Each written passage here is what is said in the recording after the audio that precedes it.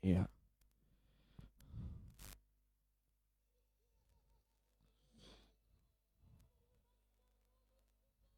Oh, mari Shalom saudara, kita mulai group prayer spesial kita pada malam hari ini. Kita mau berdoa. Bapak, terima kasih atas hari ini Tuhan. Kau kami boleh berkumpul di group prayer ini semua karena anugerah dan perkenananmu Tuhan. Karena itu pada malam hari ini kami mau siapkan hati kami untuk mau nyembah Tuhan, meninggikan Tuhan lewat ibadah kami dalam nama Tuhan Yesus. Yang percaya diberkati Tuhan dengan iman, sama-sama kita katakan amin. Wow, mari kita sembah Tuhan. Oh Yesus, Yesus, kami bersyukur. Haleluya, kami sembah Engkau. Rasakan hadirat yang mengalir saudara, memenuhi setiap hati kita yang haus dan lapar akan Tuhan, memenuhi setiap jiwa yang rindukan aliran hadirat, memenuhi tempat ini. Yesus, Yesus, haleluya. Kami bersyukur. Haleluya.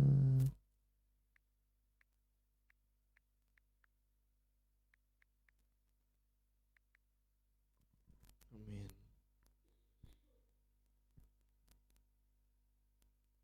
Review tas favorit cek. No, cek Shopee dulu. Yang murah banyak, yang Banyak yang kau perbuat Tuhan.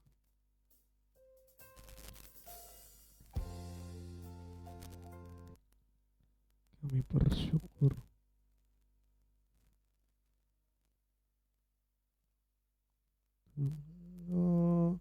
Buat kasih setiamu, sebab banyak yang kau perbuat Tuhan di dalam hidup setiap kami.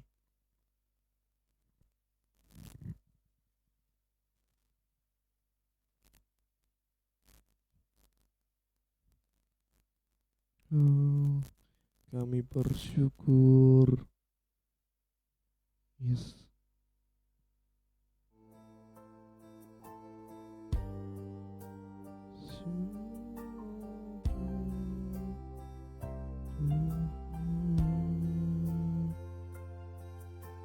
Katakan banyak yang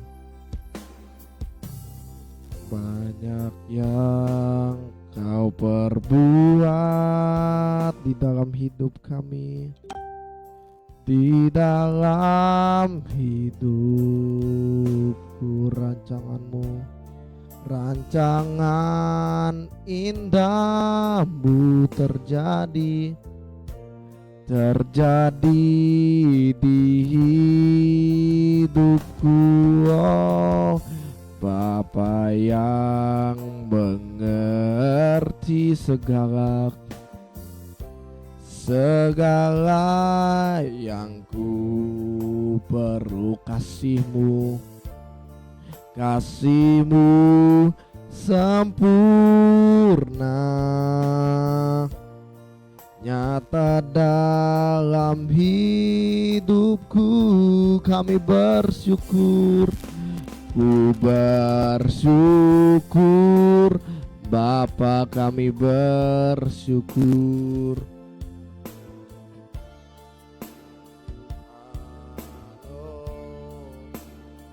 Buat kasih setiamu di dalam hidupku, ku bersyukur, kami bersyukur. Ku bersyukur Bapa, amin. Ku bersyukur Tuhan buat kasih-Mu, kasih setiamu di dalam hidup kami. Bersyukur, bersyukur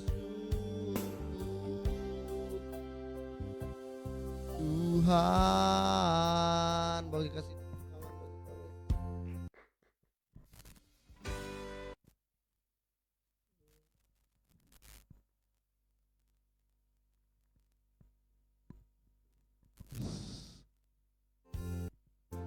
Kau perbuat di dalam hidupku rancanganmu, rancangan indah itu yang terjadi di hidupku, amin. Apa yang mengerti segala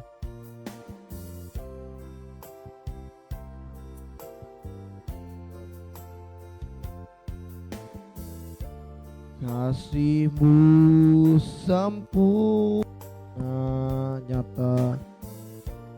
nyata dalam hidupku. Kami bersyukur Bapa, kami bersyukur, ku bersyukur Tuhan. Amin. Di dalam hidup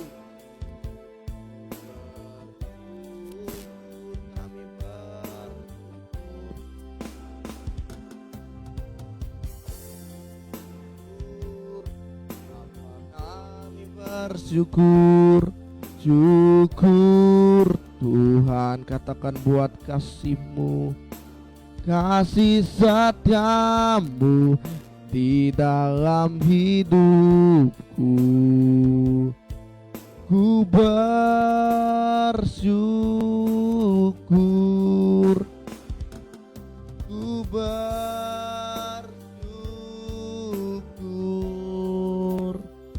Tuhan.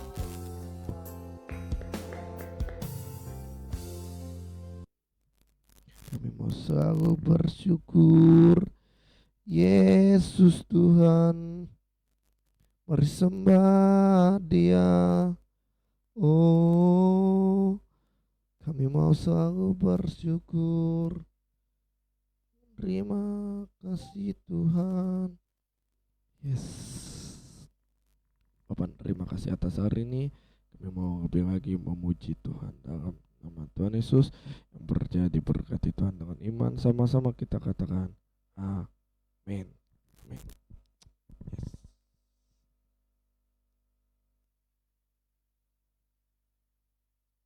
Kita mau nyalakan api kita bersama-sama. Yes.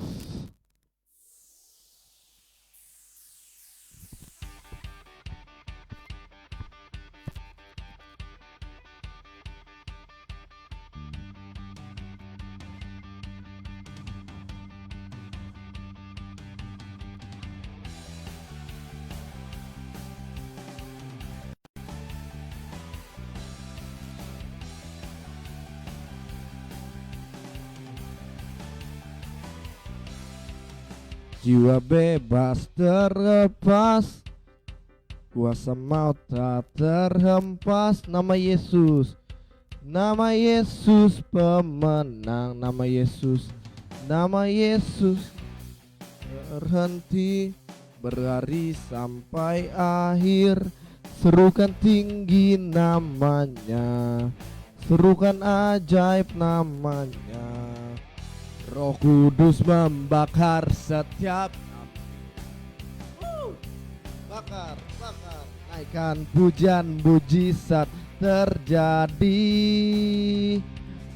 mengalir kuasa-Mu, nyalakan api-Mu, ku nyanyi oe o o oe o o oe o o, tercurah kuasa-Mu, nyalakan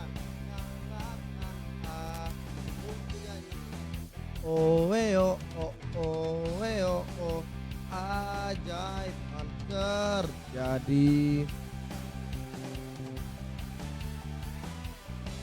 Yes.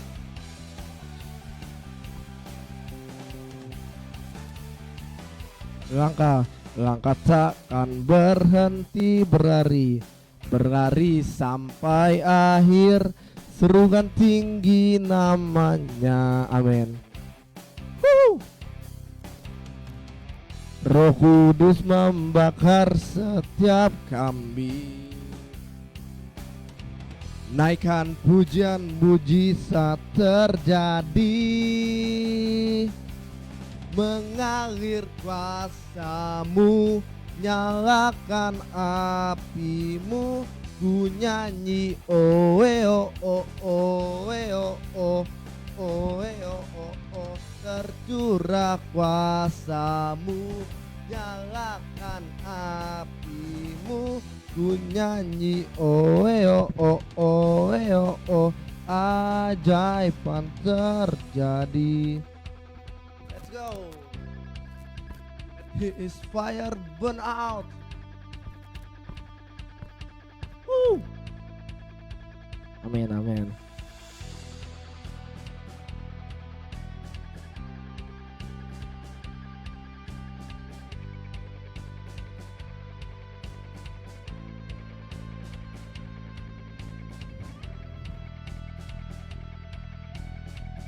Yes.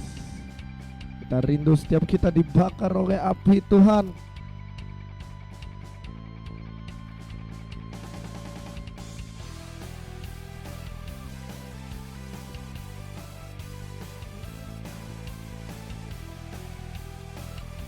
Yes.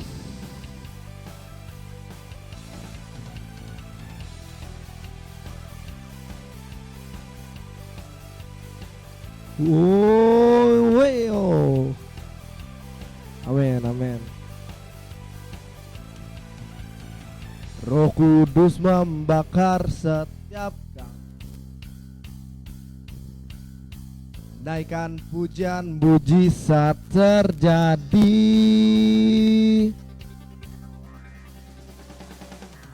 mengalir kuasamu, nyalakan apimu, ku nyanyi oe o o oe o o oe o o o, tercurah kuasamu, nyalakan apimu, ku nyanyi oe o o oe o o, katakan ajaiban terjadi. Yes.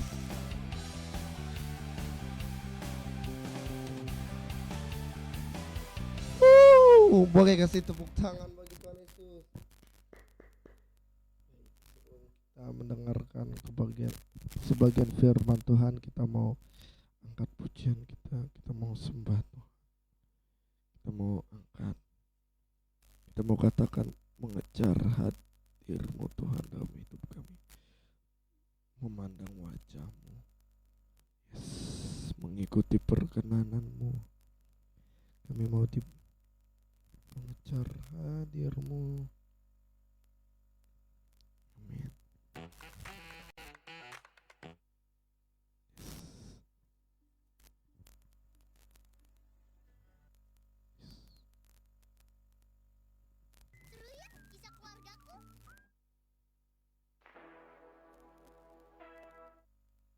Makin berumur, tubuh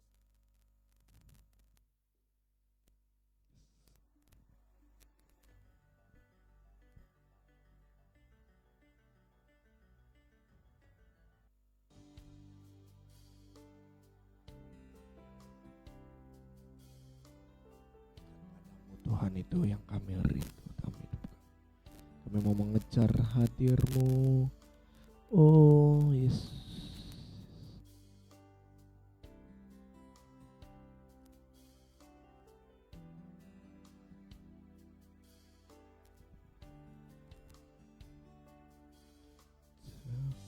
Padamu itu rinduku, setiap kataku.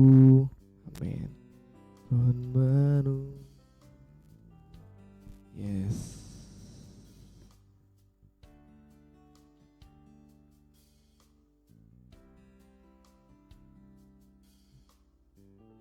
biar kami dekat. Tak kusangka kami temukan, ku temukan satu kasih, tu kasih yang abadi. Kini ku datang, kami bawa Tuhan, dan ku bawahi hidupku. Amin. Memandang wajahmu, mengikuti kebaikanmu, ngejar hadirmu dalam hidupku. Amin. Oh, membawa sembah kami Tuhan, baku nyatakan kebesaranmu, mengejar hadirmu dalam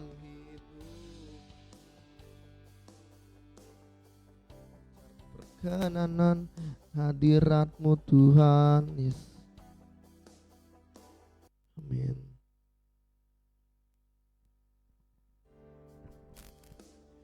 Memandang wajahmu, kami ikuti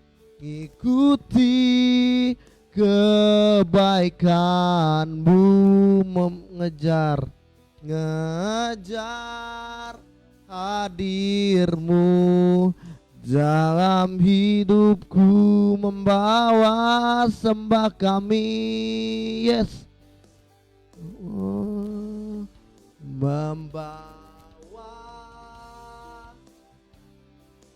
menyatakan, yes, kebesaranmu, mengejar hadirmu dalam hidupku.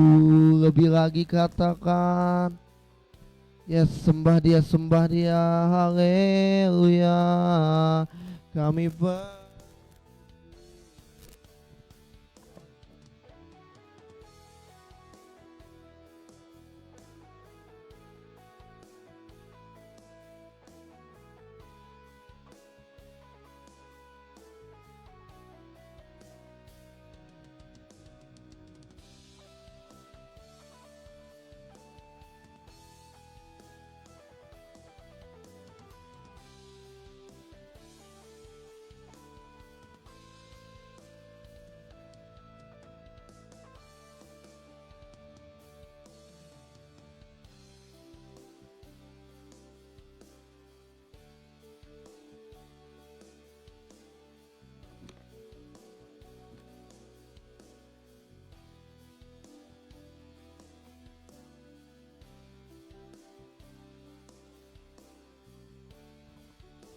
dalam hidupku, yes,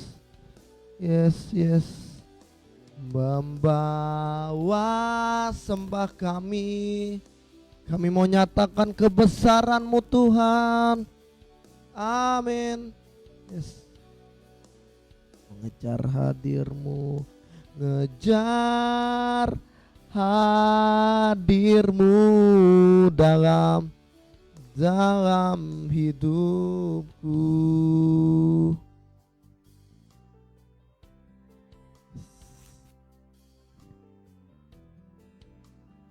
Haleluya. Na na na na na na na na na. Mau kejar.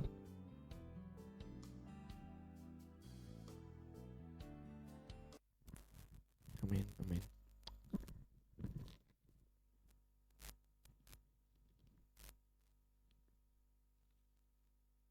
Kami mau kejar apa yang menjadi utama dalam hidup kami Tuhan.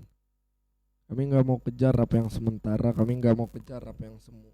Tapi kami mau kejar perkenanan Tuhan, kami mau kejar hadirat Tuhan dalam hidup kami. Kami mau hidup kami berdampak, hidup kami bertumbuh dan berbuah bagi kebesaran, kepujian dan kemuliaan nama Tuhan. Ini hidup kami Tuhan, sampaikan isi hatimu, sampaikan kebenaran yang memerdekakan hidup setiap kami. Dalam nama Tuhan Yesus, berbicara bagi kami, kami siap mendengarkannya. Dalam nama Tuhan Yesus yang percaya diberkati Tuhan, katakan bersama amin. Wow, shalom. Iya, hari ini saya akan membahas satu kebenaran firman Tuhan. Maafkan tadi kalau ada banyak hal yang salah, tapi saya yakin dan percaya jika kita terus mau belajar untuk bertumbuh dan berbuah, setiap kesalahan yang ada dalam hidup kita dapat kita manage, dapat kita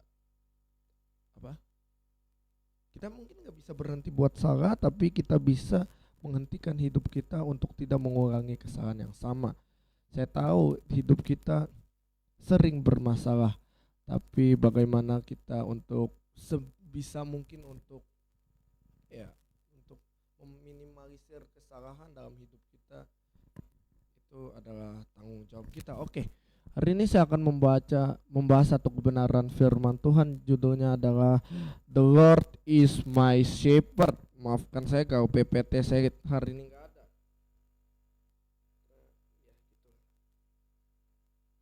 Kitab Mazmur pasal 23 ayat yang ke pertama sampai ayat yang ke-6. Kitab Mazmur pasal yang pertama ayat yang ke Kitab Mazmur pasal 23 ayat yang pertama sampai ayat yang ke-6. Begini, kita akan baca secara bergantian. Saya akan baca ayat yang pertama, saudara yang kedua sampai ayat yang ke-6. 1, 2, iya. Tuhan adalah gembalaku, takkan kekurangan aku. Ia membaringkan aku di padang yang berumput hijau. Ia membimbing aku ke air yang tenang. Ia menyegarkan jiwaku. Ia menyegarkan jiwaku, ia menuntun aku di jalan yang benar oleh karena namanya. Ayat yang keempat, sekalipun aku berjalan dalam lembah kekelaman, aku tidak takut bahaya, sebab engkau besertaku, gadamu dan tongkatmu itulah yang menghibur aku. Engkau menyediakan hidangan bagiku di hadapan lawanku. Engkau mengurapi kepalaku dengan minyak, pialaku penuh melimpah. Sama-sama, kebajikan dan kemurahan belaka akan mengikuti aku seumur hidupku, dan aku akan diam dalam rumah Tuhan sepanjang masa. Yang berbahagia ialah mereka yang mendengarkan firman Allah dan yang memeliharanya. Bapak Ibu, kita mungkin sering baca ayat ini, kita sering dengar ayat ini, kita sering baca dan mungkin kita udah hafal. Tuhan adalah gembalaku, takkan kekurangan aku. Ia kan aku di padang yang berumput hijau. Ia membimbing aku ke air yang tenang. Ia menuntun aku di jalan yang benar oleh karena namanya. Tapi satu pertanyaan, kenapa Tuhan digambarkan sebagai gembala?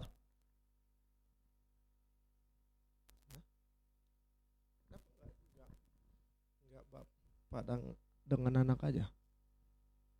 Karena emang banyak tuh ayat yang bilang seperti bapa sayang anaknya. Di perjanjian baru bukan seperti lagi, emang sudah bapa. Tapi kenapa dibilang hubungan kita dengan Allah itu digambarkan sebagai gembala dan domba? Simple.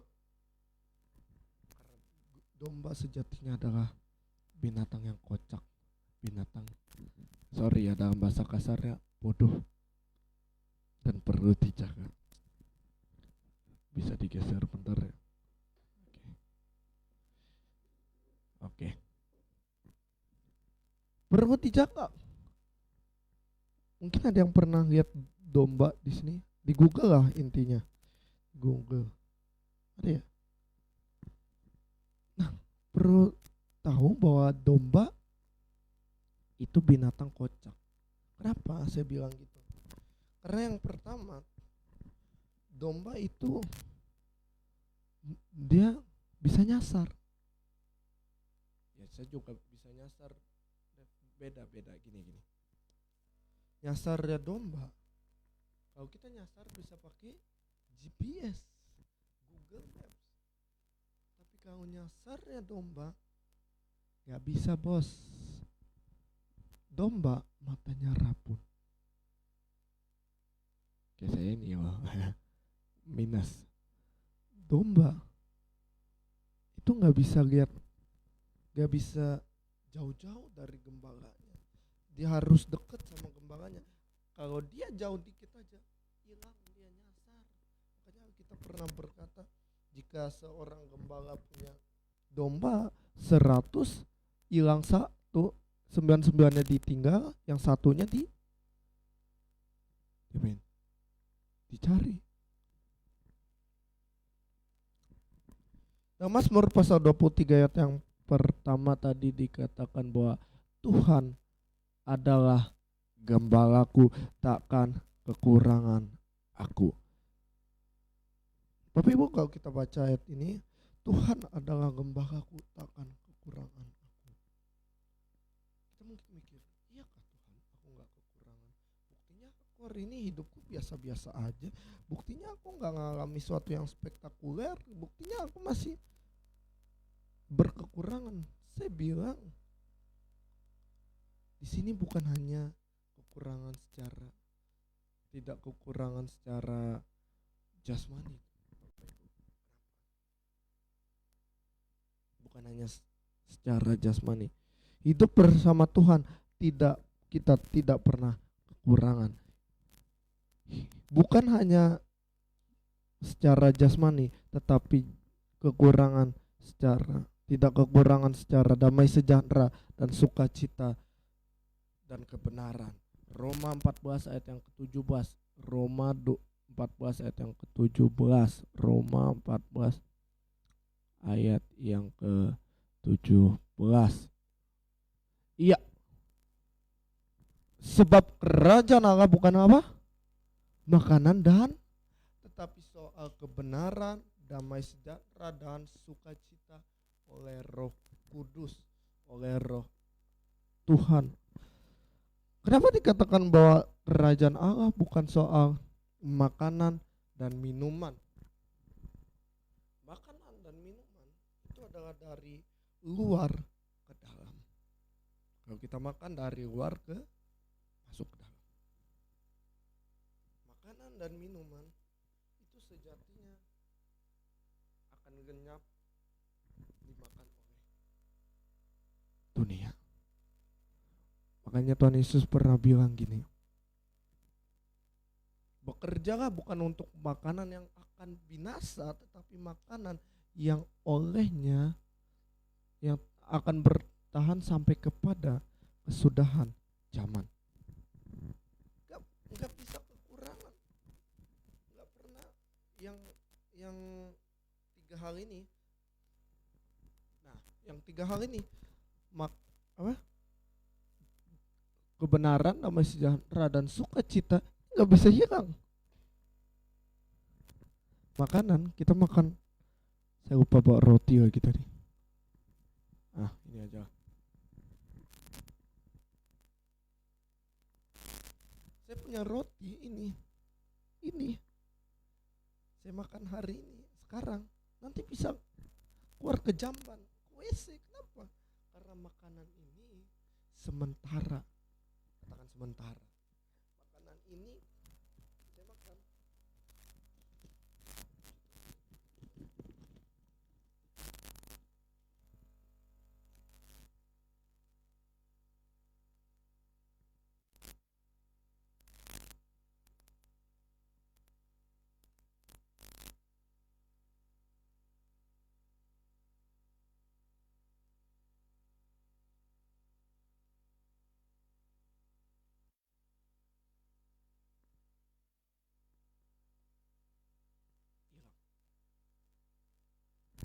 Tahu besok nanti kita ke WC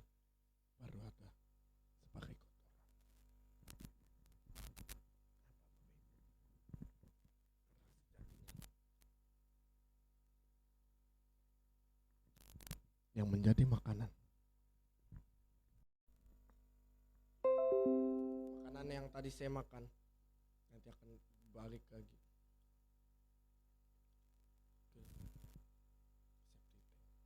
Tapi kalau makanan ini Bapak Ibu gak akan bisa hilang. Makanan ini akan bertahan sampai kepada kesudahannya. Bapak Ibu, coba kita bayangin gini. Dikatakan tadi tidak akan kekurangan secara damai sejahtera dan sukacita. Boleh munculin lagi. Nah ini, kalau makanan yang tadi dari dalam, dari luar ke dalam, kalau makanan ini firman, kebenaran, sukacita, dan damai sejahtera, itu dari dalam memancar keluar. Lampu ini adalah pantulan dari yang di dalam, dari listrik yang mengalir memancar keluar. Hidup kita harusnya terpancar dari dalam keluar, bukan dari luar ke dalam. Karena apa yang kita pakai ini sementara, yang kita makan ini sementara, yang kita minum sementara. Tapi kalau kita miliki ini dalam hidup kita, kekal bos. Kita berkata ngengat dan karat tidak bisa merusakinya, tidak bisa menghancurkannya. Apa yang menjadi makanan bagi rohani kita sebetulnya adalah firman, damai sejahtera, sukacita, dan kebenaran. Tiga-tiganya gak bisa dibeli dimanapun. Carilah Indomaret terdekat, cari, bilang ada kebenaran di sini, gua bayar deh. Disangka orang gak waras, saudara. Bener, carilah sukacita di Indomaret. Ada loh merek namanya sukacita dari pabrik ini, beda.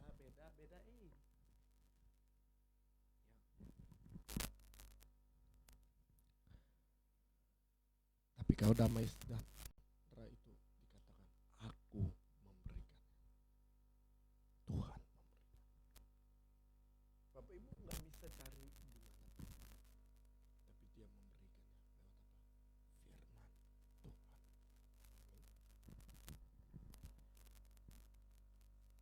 Bukan soal jasmania, karena jasmania dari luar ke dalam, tapi harusnya apa? Dari dalam ke luar. Dari dalam keluar. Roh Kudus yang ada di dalam kita dari dalam sini memancar, bukan dari luar.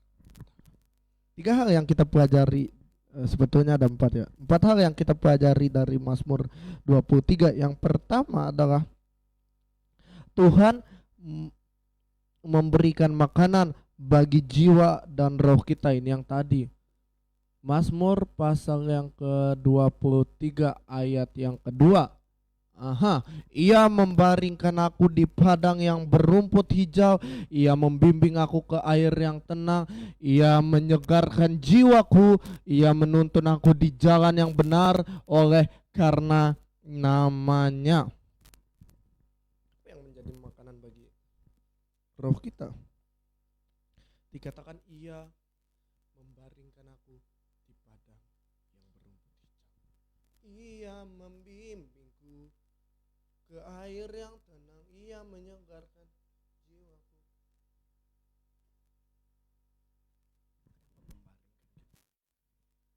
Tahukah padang rumput yang hijau itu adalah makanan bagi domba?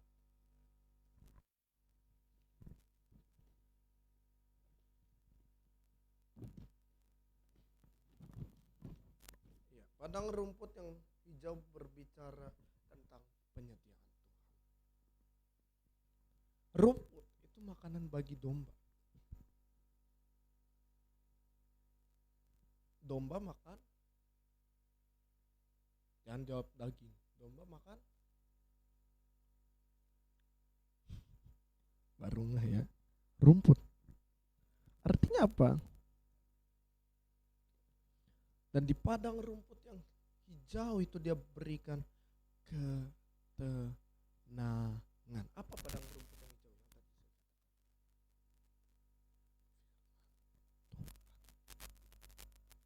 Yang membaringkan kita untuk memberikan makan bagi jiwa kita, menenangkan seperti ibu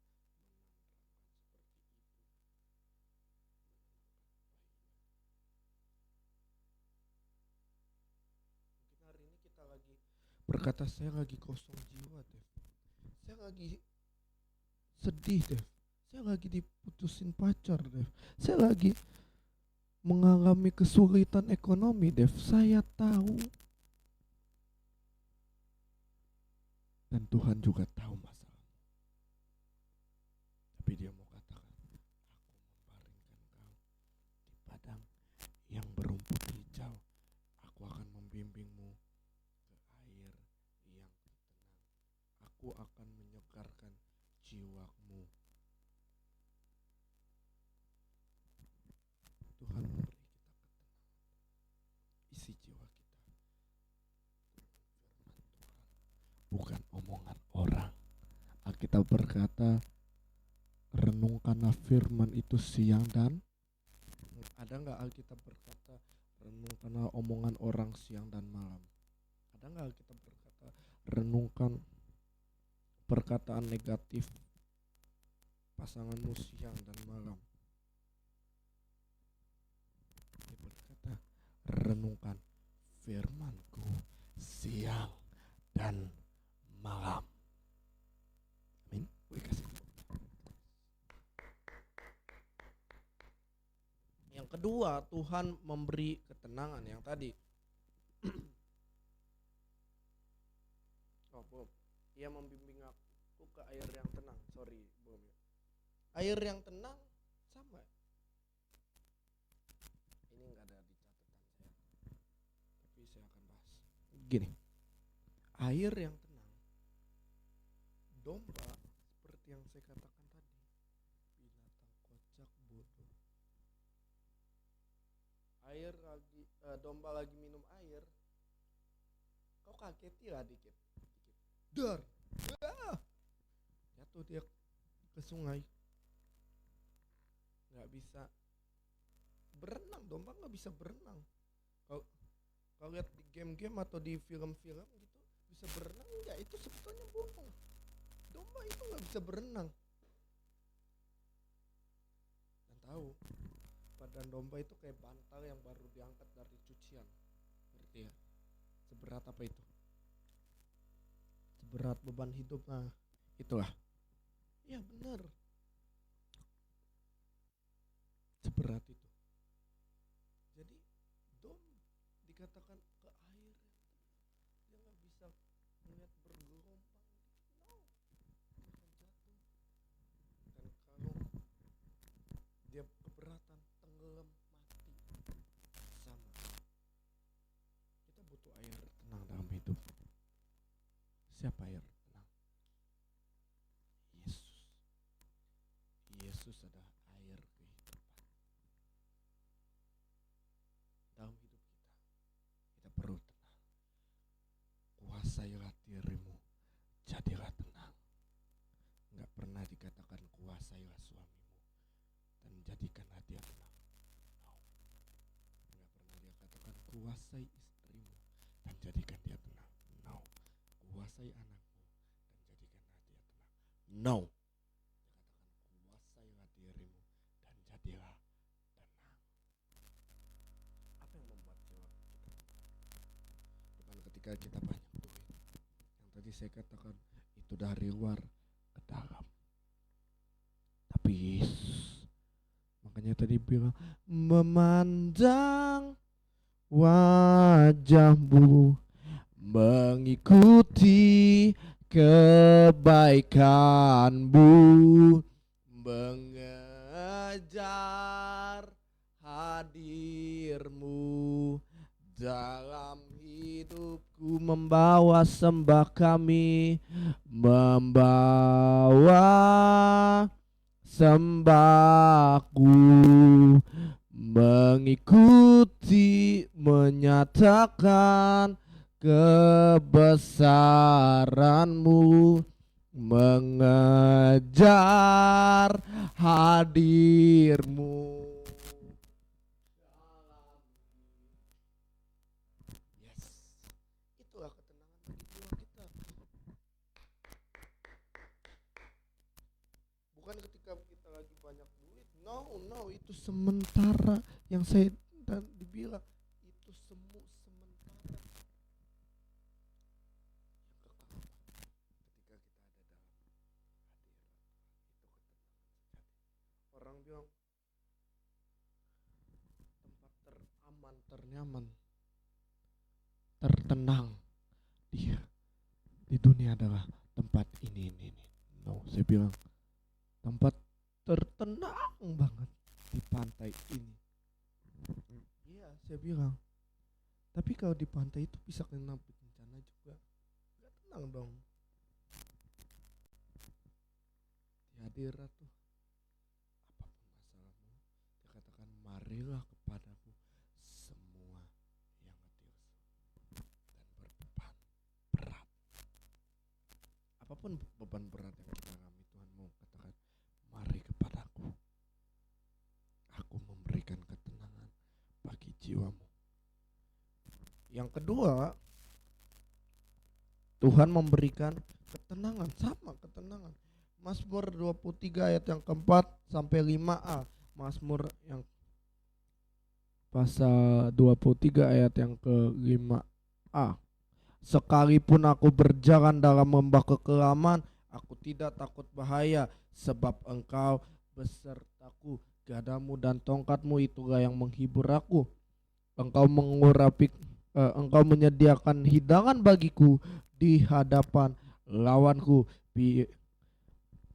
Engkau menyediakan hidangan bagiku di hadapan lawanku, pialaku penuh.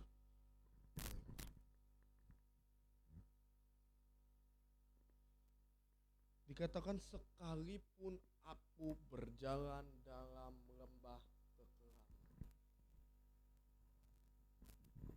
Apa lembah kekelamanmu hari ini? Apa itu lembah kekelaman? Oke.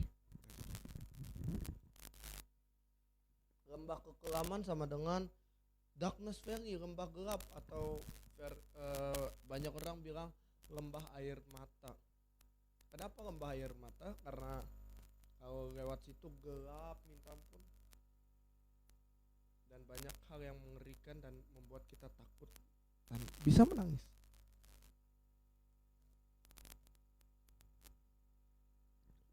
Lembah kekelaman apa yang ada dalam hidupmu? Kenapa sih harus jalan dalam lembah kekelaman? Bukan jadi tempat yang bermata air gitu. Karena ikut Tuhan sebetulnya bukan tidak ada masalah, tapi ingat, kita hanya bukan berkemah, berjalan dalam lembah kekelaman. Nikmati aja dulu proses berjalan itu pelan-pelan. Lembah kekelaman yang dialami Daud adalah kerugian. Daud orang yang diurapi Tuhan, tapi bukan nggak punya masalah. Kita tahu ceritanya dia harus hadapi Goliat.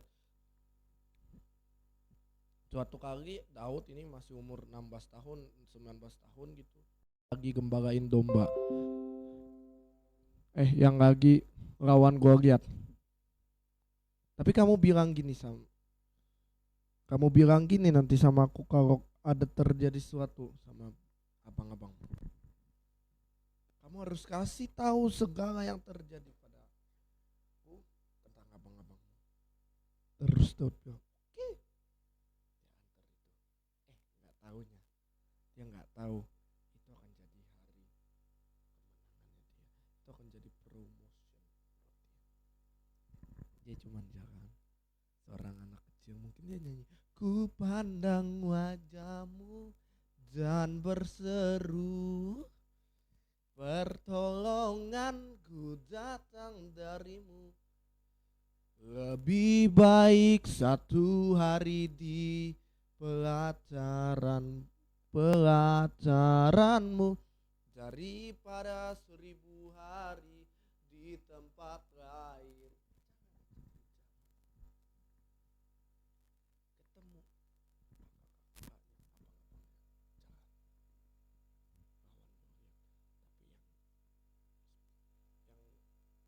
konyolnya adalah mereka semua pada ketakutan. Mereka semua pada nggak berani lawan itu Goliat. Daud bilang, lu pada nggak berani ya lawan Goliat. Bayangin anak kecil ngomong gitu. Terus gini dia bilang, masa nggak ada yang satu yang berani gitu? Kalau nggak ada yang berani, gua aja yang turun tangan. Mungkin koko-kokonya abang-abangnya bilang gini, iki sopo anak iki masih sing enak berapa? 16 tahun. Masih cilik. Siapa anak ini berani lawan Goliat? Gua aja takut lawannya. Lalu Daud bilang, aku mau lawan Goliat. Boleh coba kita.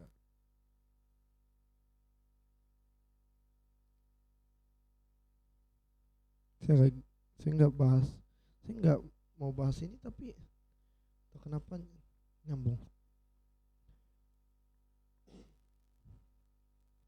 Ayat yang ke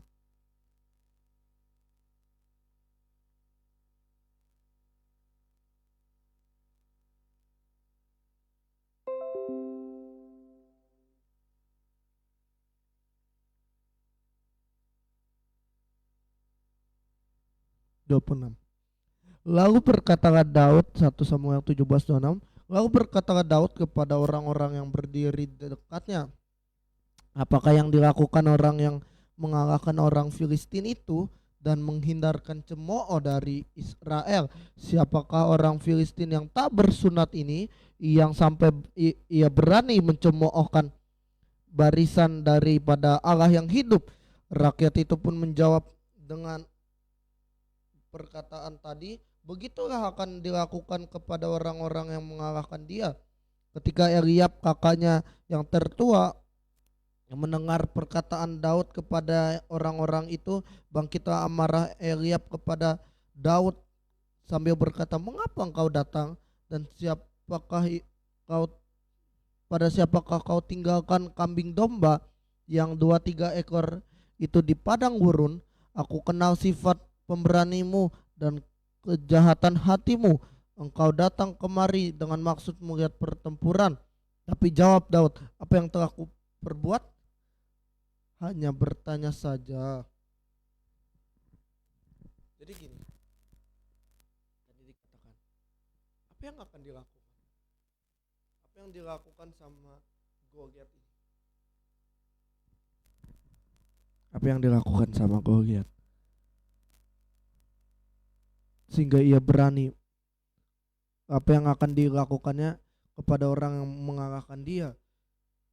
Siapa orang Filistin yang tak bersunat ini sampai ia berani mencemoohkan barisan daripada Tuhan ini? Dengan kata lain, Daud sebetulnya pengen jelasin gini sama orang-orang di situ, siapa dia ini? Siapa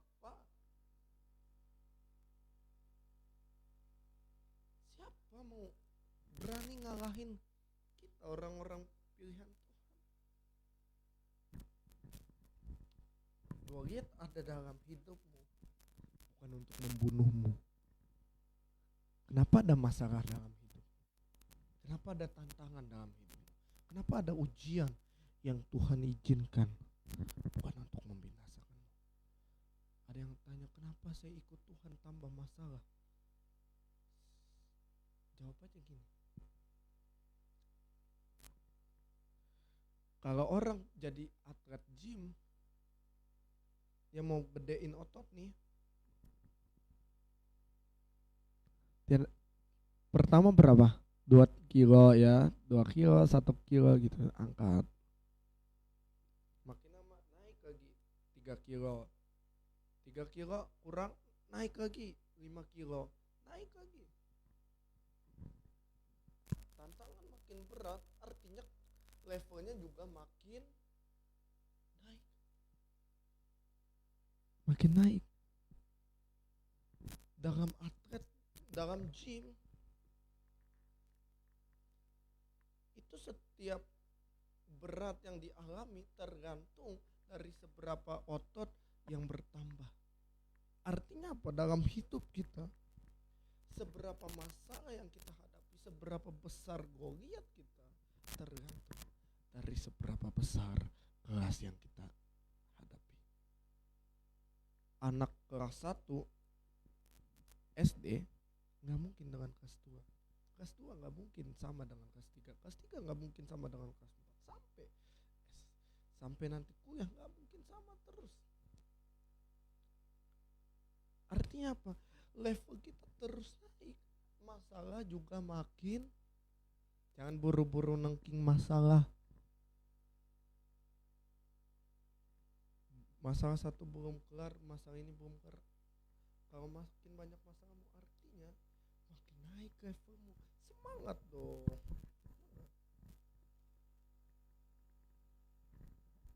Gue lihat dia tantang, gue lihat.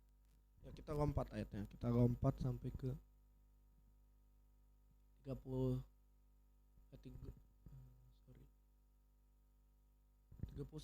Terdengar kepada orang perkataan yang diucapkan oleh Daud, lalu ia berkata, lalu diberitahukanlah kepada Saul, dan Saul menyuruh memanggil dia. Ayat yang ke-32, berkatalah Daud kepada Saul, janganlah seorang menjadi tawar hati karena hambamu ini akan pergi melawan orang Filistin itu, untuk menghadapi orang Filistin itu, untuk melawan dia, sebab hambamu ini akan pergi melawan orang Filistin itu. Tapi Saul berkata kepada orang itu apa? Kepada Daud apa? Tidak mungkin engkau menghadapi orang Filistin itu untuk melawan dia, sebab engkau masih apa? Sebab ia sejak masa mudanya telah menjadi, mulai kalimat ngeremehin. Biasa orang gitu. Ya kita bilang aku mau gini. Orang bilang mimpi, lo mimpi nggak nah? Gua mau jadi pengusaha sukses, mimpi nggak nah? Hidupmu masih di bawah.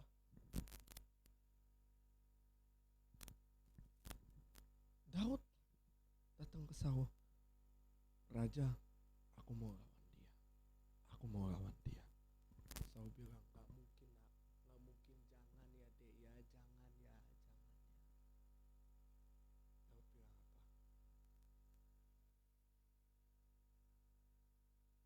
Ayat 34.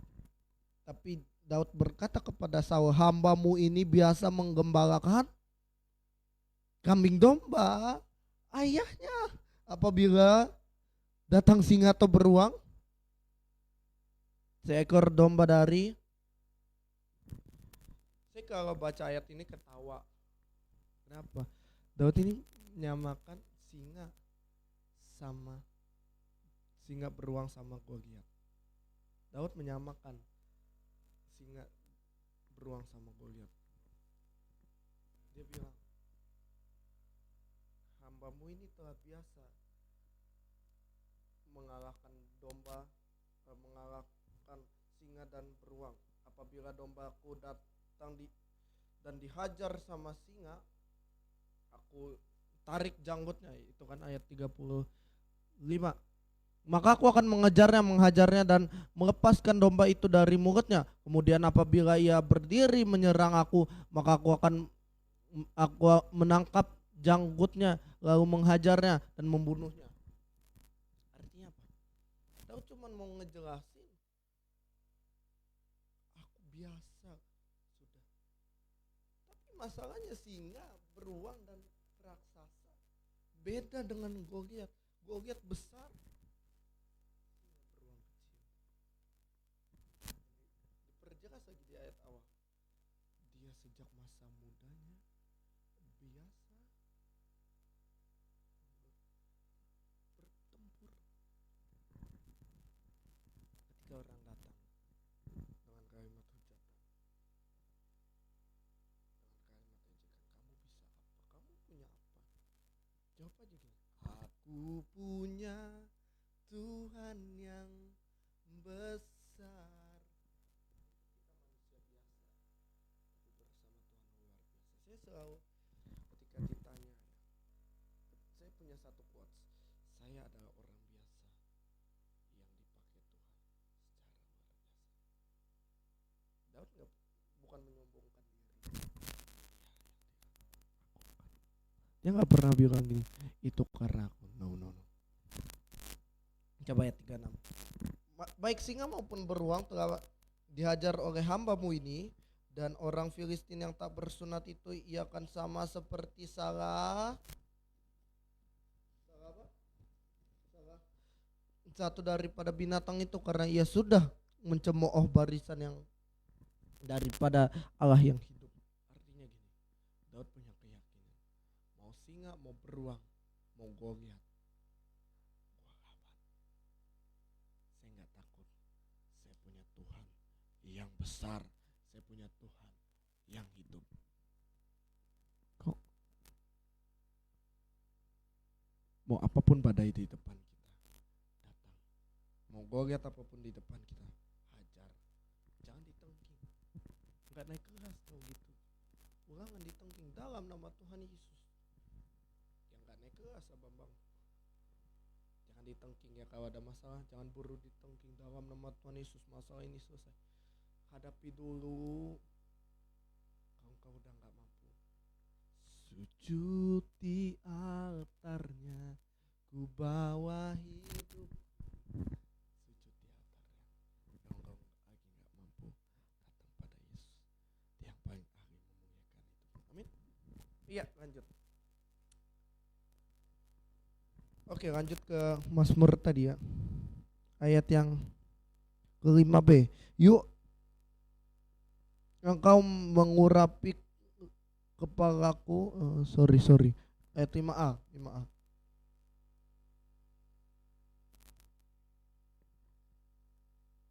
Engkau menyediakan hidangan bagiku di hadapan lawanku.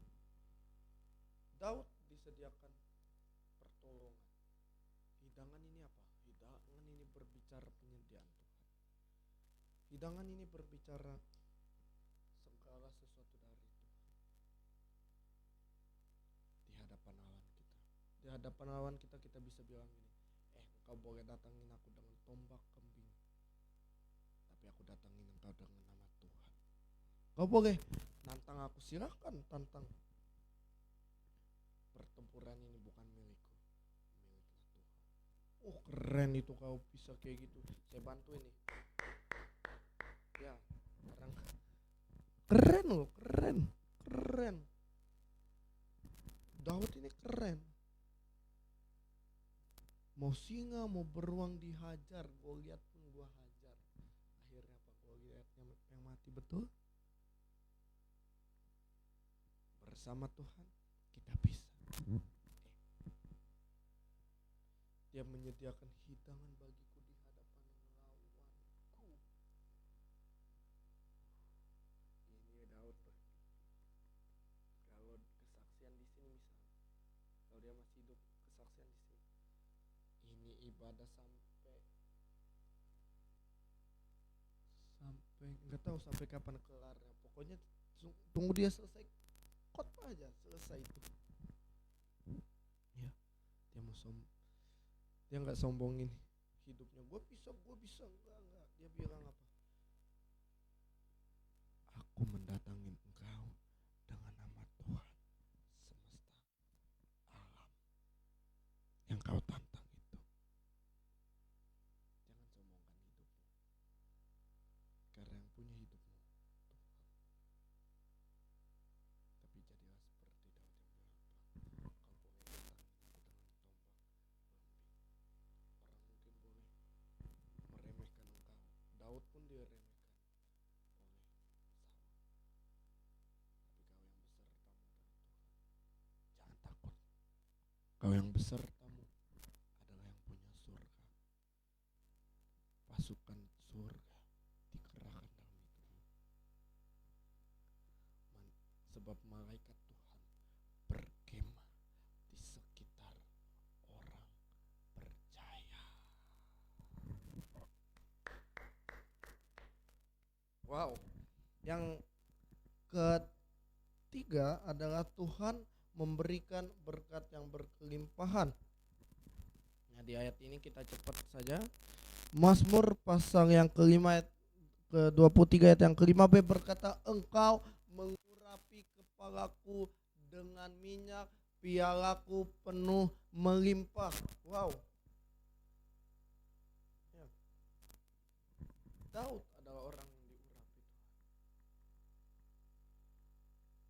Pengurapan Tuhanlah yang membuat kita menang dalam segala hal di hidup kita. Pengurapan Tuhanlah yang membuat kita jadi lebih dari pemenang. Pengurapan Tuhanlah yang membuat kita kuat. Daud adalah orang yang diurapi Tuhan. Kenapa kita perlu urapan? Domba itu dia nggak punya jari. Jadi kalau ada kotoran masuk atau ada serangga masuk, dia nggak bisa congkel telinga. Itu dia, makanya dia perlu minyak supaya kalau ada kotoran datang karena licin, jadi dia keluar. Dan yang kedua adalah domba butuh itu karena mereka saling adu domba, makanya ada yang istilah adu domba. Yang suka ngadu domba ya gitu. Minyak ditaruh di kepala domba supaya kalau mereka saling sundul-sundulan, sundul itu nggak kena apa-apa. Kenapa? Karena ada minyak buat licin. Kalau nggak ada, saling sundul, satu mati atau dua-dua mati. Artinya apa?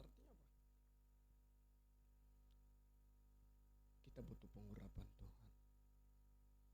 agar kotoran serangga apapun dari luar mau masuk ke telinga kita nggak masukin dan membuat kita mati.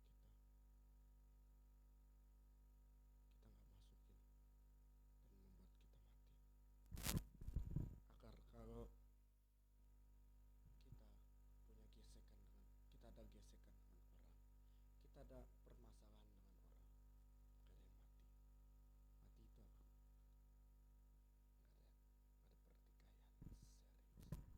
Kita mungkin punya masalah dengan orang atau orang punya masalah dengan kita, tapi kita gak punya kepahitan. Orang yang diurapi Tuhan gak punya kepahitan. Santai aja jalanin hidup, mau apa, whatever will be happen lah situ. Karena kita punya pengurapan Tuhan. Bahasa Inggris bilang gini, GNT, you welcome me as honor guest and fill my cup to brim. Artinya engkau menyambut aku sebagai tamu yang paling terhormat. Wow, pengurapan Tuhan menjadikan kita tamu yang terhormat di kerajaan surga. Bukan hanya tamu yang terhormat, sekarang kita adalah anak Tuhan. Wow, di perjanjian lama. Ternyata ini toh fungsi pengurapan Tuhan. Dikatakan bahasa Inggris, dia menjadikan kita tamu kehormatan dan piala kita penuh melimpah. Apa piala penuh melimpah? Fill my cup to brim. To brim artinya penuhi gelasku atau pialaku, tapi bahasa FIH atau firman Allah yang hidup berkata, engkau telah menyambut aku sebagai tamu kehormatan dengan berkat-berkat yang berkelimpahan. Wow, ini toh baru saya ngerti. Ternyata Tuhan mengurapi kita jadi tamu kehormatan dan memberikan kita berkat-berkat yang berkelimpahan.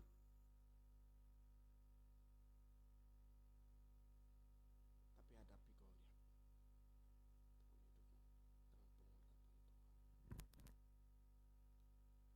Goliat. Ayo kita mulai iman kita bertumbuh. Wow. Saya ketika baca Mazmur 23 ayat 1 sampai 6.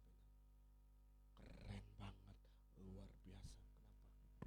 Karena saya baru setelah tadi nyari bahan khotbah pagi itu saya baca FIH. Wow, artinya apa? Berkat-berkat yang berkelimpahan. Saya baru tahu, oh ternyata ini tuh arti pialaku penuh melimpah. Ternyata pengurapan Tuhan menjadikan kita tamu yang terhormat. Jadi kalau kita punya tamu yang, kalau kita ada tamu yang terhormat, nggak mungkin tuh nggak ada suguhan.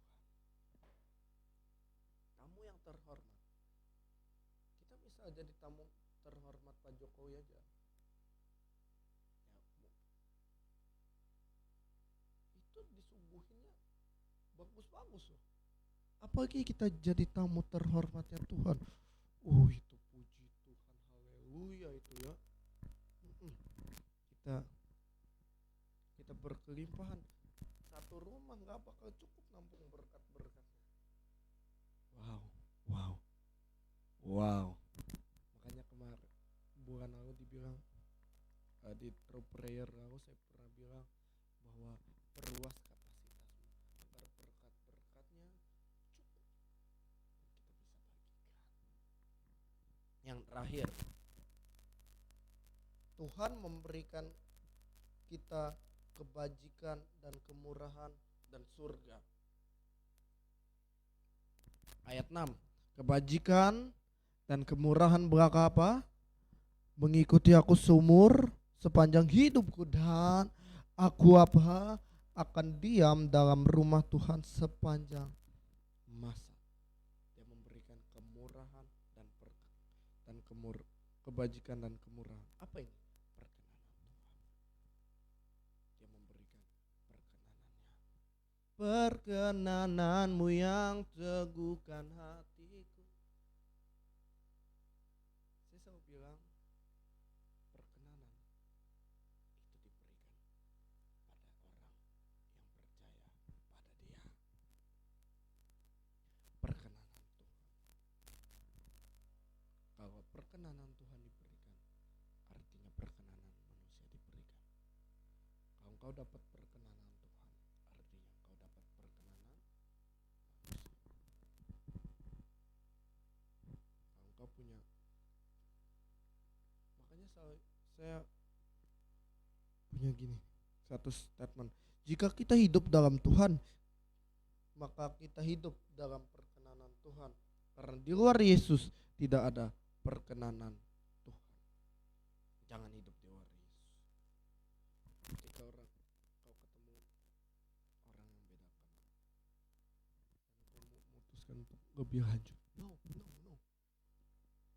Ini yang kau punya perkenanan Tuhan. Tapi orang yang punya perkenanan Tuhan buktinya kaya-kaya aja. Iya kaya. Denger ya, kaya dan diberkati adalah dua hal yang berbeda. Kaya, semua orang bisa kaya. Ya, diberkati tadi tergantung perkenanan Tuhan. Jadi kalau orang hidup di luar Tuhan, hidupmu gak diberkati. Diberkati itu yang tadi, damai sejahtera, sukacita, dan berkat itu adalah pengelolaan. Berkat itu bukan yang materi. Damai sejahtera, sukacita itu berkat. Karena itu membawa kita kepada pengelolaan yang luar biasa. Kita bisa mengelola nggak masalahnya? Kesehatan kita bisa mengelola nggak dengan apa kebenaran firman Tuhan? Apa jaga kesehatanmu? Jaga kesehatan bukan untuk kita panjang umur, tapi jaga kesehatan agar dalam hidup ini kita selalu sehat. Karena kalau kita pelayanan sakit, susah, repot. Kalau kita hidup sakit, repot. Bukan hanya kita, orang yang merawat kita juga repot. Kita nggak keuangan apa, cukupkan dirimu dengan apa yang ada. Berkatnya apa? Kebenaran. Diberi kebenaran untuk apa? Untuk mengelola damai sejahtera. Kalau kita nggak damai, kita nggak bisa ngelola. Yang ketiga, sukacita. Kalau kita ngelola dengan nggak sukacita, hilang duitmu langsung. Baru punya gaji sekian udah korup.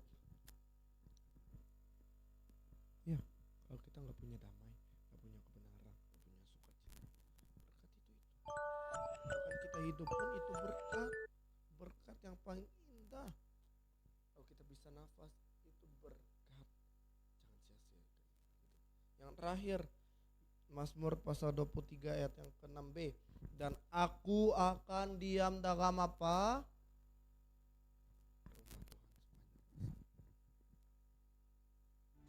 Tuhan memberikan kepada kita sorga bukan nanti ketika kita mati, tapi sekarang. Kalau kenapa? Karena kalau bukan Tuhan memberikannya sekarang, bukan nanti sekarang. Kenapa? Doa Bapa kami, datanglah kerajaanmu, jadilah kehendakmu di bumi seperti di sorga. Kita masih hidup di bumi, tapi kita bisa ngerasain sorga. Kita masih nginjek bumi, tapi kita bisa ngerasain sorga. Jangan sampai hidup kita di bumi seperti di neraka. Amin. Tuhan Yesus berkati. Yuk kita berdoa. Bapak, terima kasih atas hari ini Tuhan Yesus, atas firman-Mu yang sudah mengingatkan setiap kami bahwa kami punya gembala, yaitu Tuhan Yesus.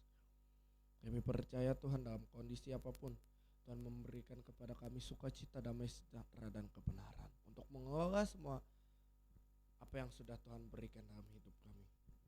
Makasih Tuhan atas firman-Mu. Kami berdoa hari ini yang sakit Tuhan sembuhkan dalam nama Tuhan Yesus. Yang berbeban berat Tuhan bilang aku memberikan kelegaan kepadamu.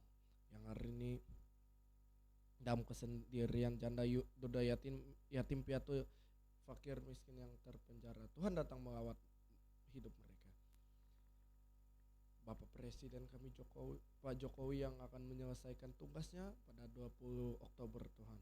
Tuhan sudah menetapkan presiden yang terbaik yang bisa memimpin bangsa ini, dan mereka mempunyai hormat akan Tuhan dan mereka memuliakan Tuhan. Ini kami Tuhan dalam nama Tuhan Yesus yang percaya sudah diberkati Tuhan.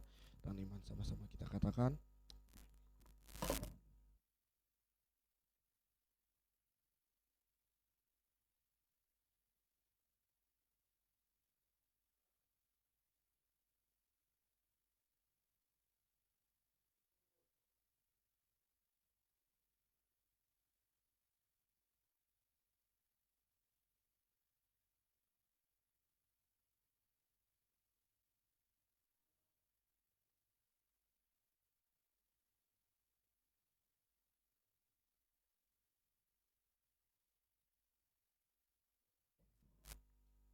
Bapak Ibu, thank you ya udah mendengarkan prayer hari ini. Maaf kalau ada beberapa yang salah, tapi saya yakin dan percaya kesalahan ada untuk mengajarkan kita bagaimana kita memperbaiki kesalahan. Kita memang kadang bisa salah, gak ada yang sempurna, tapi kita perbaiki, minimalisir kesalahan sebisanya kita minimalisir. Kalau yang nggak bisa, gak apa-apa. Kalau yang nggak bisa, biarkan itu jadi satu hal yang